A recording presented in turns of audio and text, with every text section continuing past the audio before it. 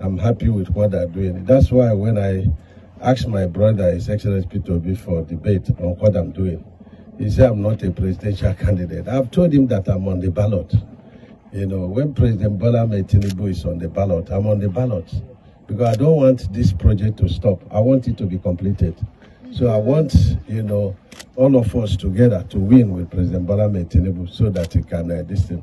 And I don't know what is, you know, the big deal about being a presidential, you know, candidate. Why there are presidential candidates, there are also presidential candidates. I don't know what, you know, he thinks that talking about, you know, first 11 and second 11, you know. I belong a little bit higher than what he belongs to, you know, by reason of what I'm doing and what God has used my hands to achieve. So to be a presidential candidate is not an achievement. And if he goes to a site that is under construction like this place, and you stand and say the road is bad, what were you doing? It's a stone throw, as a stone throw to your own distance. And it's been there, you know, for over 20 years. So you now, you know, like the tortoise that's been in a, you know, shit house until the day is to be released. And they say, please release me because, you know, shit is almost killing me. And that is, you know, like, you know, his position. So I don't need to be a presidential candidate to educate you as a professor in infrastructure, educate you, His Excellency Peter Obi, on, you know, infrastructure, you know, as regards to what President Bola Ahmed is doing. You cannot come to, you know, Summit Junction to the Old Head Bridge, and you stood on a point that has been cleared. All we did is to shut down one carriageway, and then we now, you know, we did the second carriageway and deploy it, you know, we did it on concrete and deploy it. And then the contractor is to turn Heartland to come and so you went there and stood. So it's comedy, you know, it's, you know, comedy, you know, stroke content curation and AI politics. So I'm still ready. And, you know, unless if you are, you know, His Excellency Peter Obi, I will not debate with any other person, you know, other than him as far as that is concerned. Hello, everyone. Avevekuve. You know when my people say azeme me oyegbe, as in the poor madness for person body. That's what has been done to Dave Umahi, and you see him running up and down, helter skelter, you know, saying all manner of things and stuff like that. Uh, you know when they talk about an empty barrel making the loudest noise, this is just it. If David Mahi was truly doing the work that he claims he's doing, he wouldn't need to talk.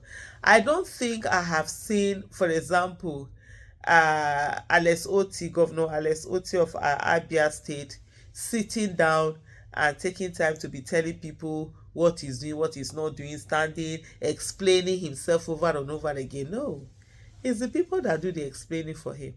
When you are working, you don't need to talk. It is when you are not working that you need to talk, because your hands are not doing anything, your brain is not doing anything, so you can spend it to just be talking, well, instead of you to show results. But when you're working, you're focused on the next thing to be done, because according to Jim Rohn, if what you did yesterday is looking big to you today, then that means you are not doing enough. And in things like this, you want to achieve so much, because at the end of the day, one of the biggest enemy of mankind is time. Time is against every one of us. And so the time that you have is so quickly, continuously looking for things to do, things to add. And if you're really doing the work, you won't have time to be talking and this one. All of a sudden, David Umahi, he says he's also running for president. He's also a presidential candidate since Tinubu, the former governor of Lagos State, is a presidential candidate. And there are many people who are also presidential candidates, you know, because Peter Obi is presidential candidate. So go and look for them to sit down and debate you on those whole things that you want to debate on.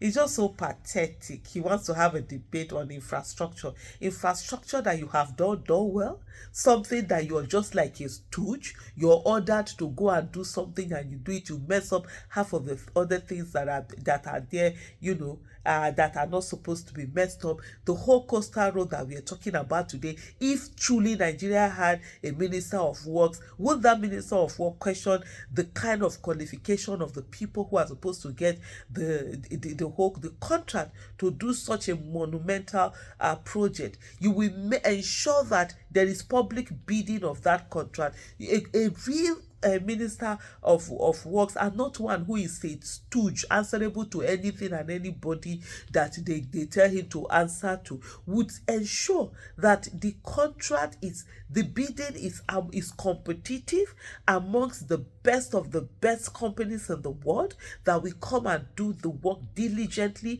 and ensure that a perfect job is done. But of course we know that Dave Umahi does not have the guts, the balls, the capacity, the whatever for him to be able to demand for that kind of a thing. They asked him to job, and he just asked, and they'll tell him how much, that in short he will even put Jara so that he'll be seen as a loyal boy. That's just it. Nothing else, nothing more. Otherwise, he will ask.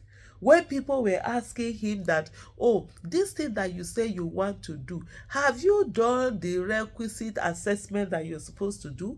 Has it been allowed for your job, this thing that you want to do? Has there been, a flag up for you, a go ahead, green light for you to be able to do this?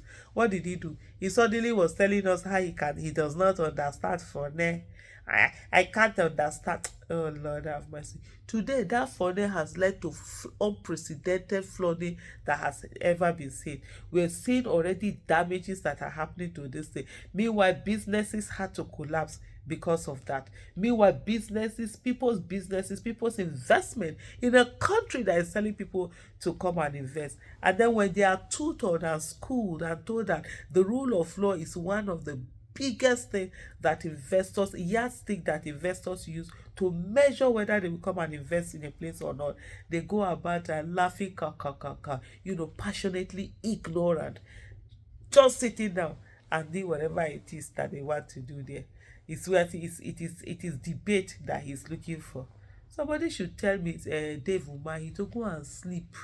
If he doesn't have any more work to do, he don't get anything where he want to do again at all. Make you just go sit down, make you go sleep. But anyway, all of this nonsense is because we citizens allow it. And 2027 is around the corner.